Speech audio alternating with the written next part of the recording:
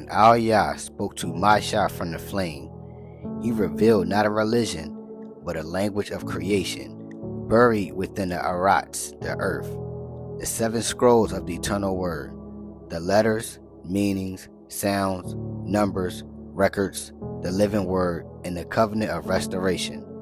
And MaSHaH's hand was not a stick, it was the MaSHaH, the messages of Yah, the covenant and laws, the spirit of Yah breathing through it, the scepter. When the MaSHaH, the scepter, touched the Arats, the earth released the MaSHaH, the inherited inscriptions of the language, the pure writings of Yah that had been buried beneath the tongues of men.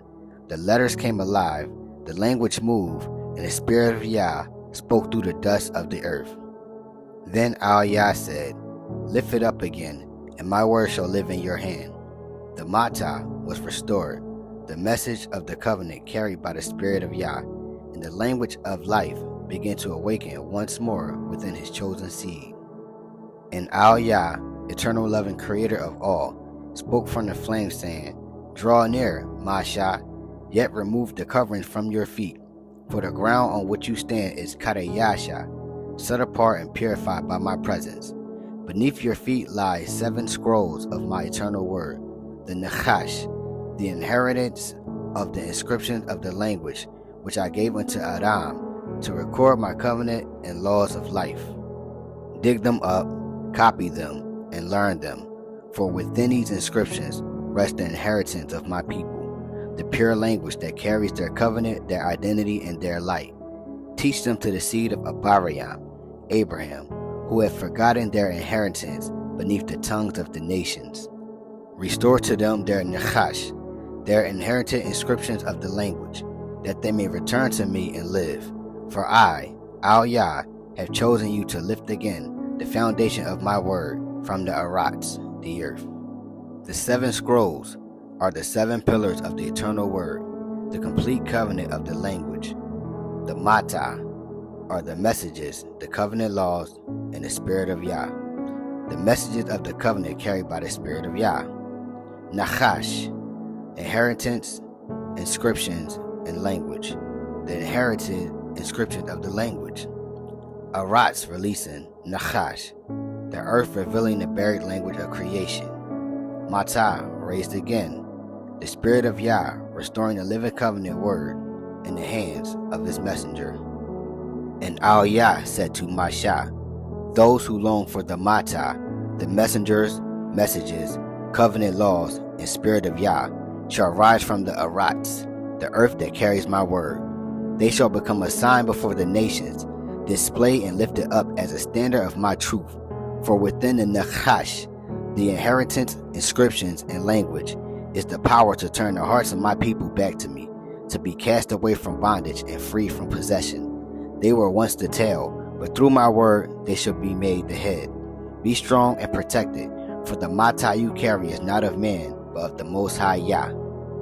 Be strong and protected, for the MaSHaH you carry is not of man, but of the Most High Yah. Trust and believe, MaSHaH, that the purpose of this sign will surely come to pass. And as MaSHaH obeyed, the MaSHaH in his hand revealed the living inscriptions, the MaSHaH, shining forth from the Arats, the earth, showing that the spirit of Yah yet speaks through his chosen. And MaSHaH and Aharon came before Pharaoh, standing in the courts of the dragon, the one who established false scepters and appointed omens through the wisdom of men. Then Aharon cast down the MaSHaH, the scepter of Yah, the messages, the covenant laws, through the spirit of Yah, and it became a living sign upon the Arats, the earth, declaring the power of the Most High. The wise men of Masarium, Egypt, skilled in their secret arts and engraved magic, came forth performing witchcraft and sun worship, forming counterfeit signs through the spirit of deception. Yet the MaSHaH of Yah confounded their omens, and the power of their enchantments was devoured before the eyes of Pharaoh. For the dragon's scepter cannot stand against the scepter of Yah. The false omens will not prevail, and the wisdom of the nations will fall before the living language of the Eternal One. But Pharaoh's heart grew hard, for though the truth was revealed, he would not turn to the Spirit of Yah. The dragon's scepter represents man's attempt to control truth through false wisdom. Yet the MaSHaH of Yah, the messages of his spirit and covenant law, stands as the living sign that confounds every false art. Witchcraft, magic, and sun worship may mimic light, but the true flame belongs to Al-Yah alone. The omens of Egypt, Masarium, will not prevail, for the scepter of Yah devours the dragon, and the living language of the Eternal One endures forever. MaSHaH, messengers, covenant laws, spirit of Yah, the scepter of Yah, the messages of his spirit. Dragon, symbol of false authority, earthly power, and corrupted wisdom. Wise men, magicians, imitators of the set-apart language through witchcraft, magic, and sun worship. Engrave, seal, counterfeit inscriptions, imitations of the Nakash, confound, devour, the true word of Yah, consuming deception and silencing false speech. Each scroll corresponds prophetically to a division of the Abari Alashon, the 7 pillars of the eternal word. Compare with Proverbs chapter 9 verse 1. Wisdom has built her house. She has hewn out her 7 pillars.